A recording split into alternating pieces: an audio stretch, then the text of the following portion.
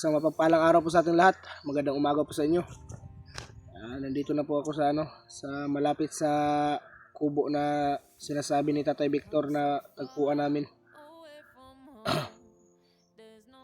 Yung sinasabi ni Tatay Victor na training ground namin. Nandito na po ako. Medyo malayo pa pero nag-on-cam lang ako dito para maka-intro na din. Kahit medyo malayo pa, bibidyohan ko na lang pag papunta doon. At sa mga hindi po nakakalam is dito po yung yung tagpuan namin ni Tatay Victor. At dito rin yung exact location na sinend ko kay Tatsuki doon sa sa tagpuan namin ni Tatay Victor para makilala din ni Tatsuki si Tatay Victor. Kasi baka madali niya pag hindi ko pinakilala si Tatay Victor.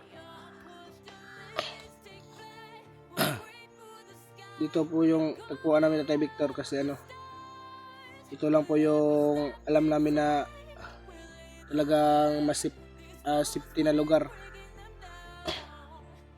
Kasi walang masyadong nakakaalam nito. Itong kubo na to kasi parang inabando na naman yata to. Inibando na po yata to no Nido.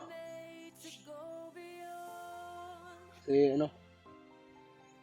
wala na pong nagtre-training dito, wala na natutulog na mga bandido. Pero iwan ko po ngayon kung meron pa ba o wala na kasi medyo matagal din akong hindi nakabalik sa sa kubo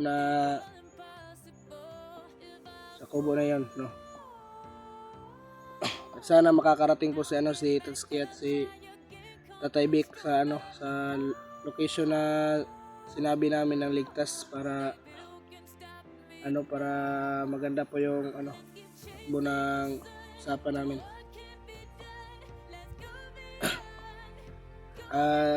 Malalaman po natin mamaya pag nandun ako sa kubo at nandun na rin si Tatay Victor kung talagang sitwasyon sa talagang sitwasyon na sa kubo nila Unyok at sa bata rin. Baka kasi may nangyari na masama sa bata. Baka hindi na natin mabutan, no. Pero panalangin lang po na sana sana nandun sana buhay pa yung bata. Sana hindi pa po siya namatay, no. Kasi sobrang naawa po talaga ako sa kalagayan ng bata. Di ko na po pahabain tong intro na to kasi maglalakad pa ako papunta doon. Hintayin ko pa sila Tatay Vic at si Tatsuki sa location na yun para para malaman ni Tatsuki kung ang tawag doon, ang sitwasyon sa ngayon sa bukid sa kila Agila, kung na ba, malakas, sobrang lakas na ba o medyo medyo mahina pa kasi kailangan din namin ni Tatsuki ng malakas na pwersa para mapatumba sila Agila. Kailangan din namin paghandaan yun. Alam niyo naman si Agila sobrang tuso, pero ika nga nila matalino naman ang matching, unggoy pa rin. Kaya gagawa namin ng paraan yan para para mawala na yan si Agila dito sa bundok kasi marami na ang lupa na inangkin niya kahit hindi sa kanya, mga hayop, yung mga tauhan niya, yung tulad nga ng sabi ni Tatay Vic, sobrang abusado ng mga tauhan niya, nagnanakaw, pinapatay din nila yung hindi nila magustuhang tao. Kung hindi ka magbigay, tutorturin ka daw nila, sabi ni Tatay Vic. Kaya dapat na silang mawala sa sa mundong ibabaw para hindi na kumalat pa yung mga masasamang gawain nila. Tsaka yung mga bata, naawa ko sa mga bata nung sinabi ni Tatay Vic, bata man, matanda, babae, basta kaya nang humawak ng baril pasasalihin nila. Kaya wala na talaga, sobrang ano, ngayon ko pa lang po na pagtantuno na sobrang sama po talaga ng ginawa namin ni ano, ni tatay. Pero susubukan po namin magbago sa pamagitan ng pagtulong sa kapwa namin bandido na makaalis sila sa kinalalagyan nila ngayon, no, sa commander nila ngayon, na walang ibang alam kundi mag-rape ng mga babae, magpanakaw, inaangkin yung kalupaan ng mga tao. Kaya yung mga tao po bumababa na po sa sa lungsod. Wala na po masyadong tao ngayon sa bukid na to kasi inangkin na po lahat ni Aguila yung kalupaan dito. Pero yung mga tao walang magagawa kasi pag lumaban sila, patay naman sila kung magkataon. Kaya mas pinili na lang nilang umalis kaysa lumaban.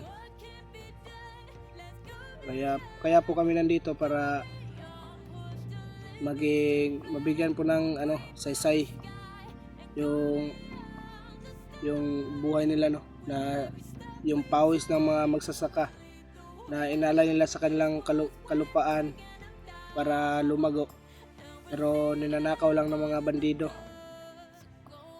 Talagang sobrang awa po ng sitwasyon ng mga magsasaka dito kasi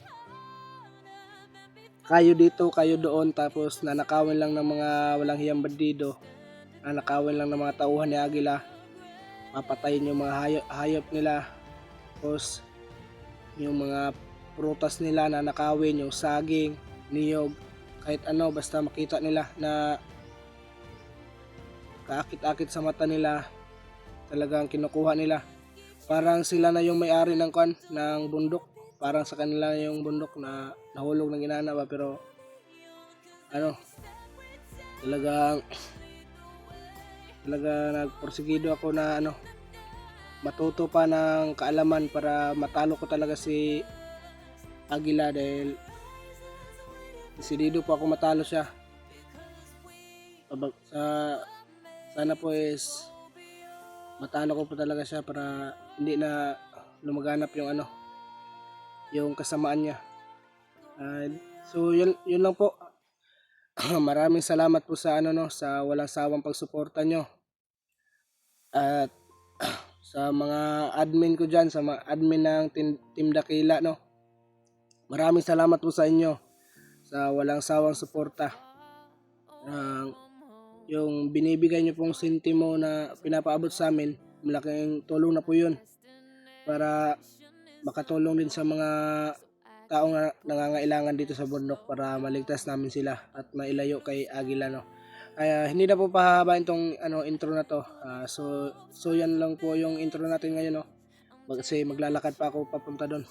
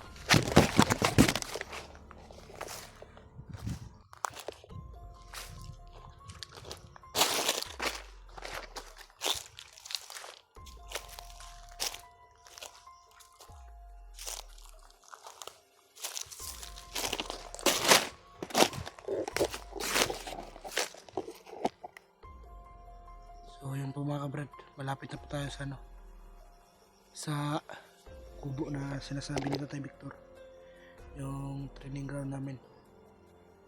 Pero meron po akong ano, nararamdamang enerhiya papalapit.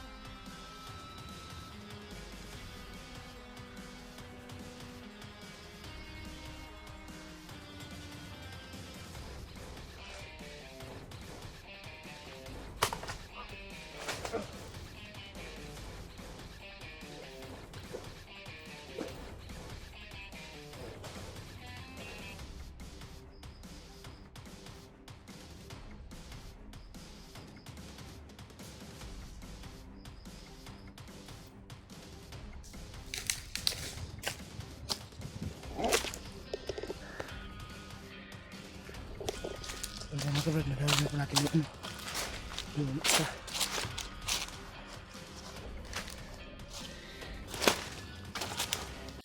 Baka isa po yun sa ano, mga nagbabantay doon sa ano, sa kubo.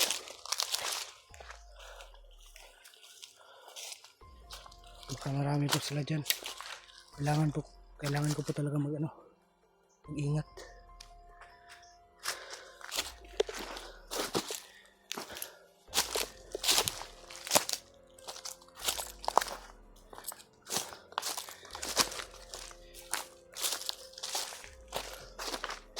At mag-off cam lang muna po ako, tapos mag-on cam na ako pag Pag talaga malapit na, pag nandun na talaga sa sa may kubo. At so yun lang po, no. Abang-abang na po kayo sa sa susunod na video po nito.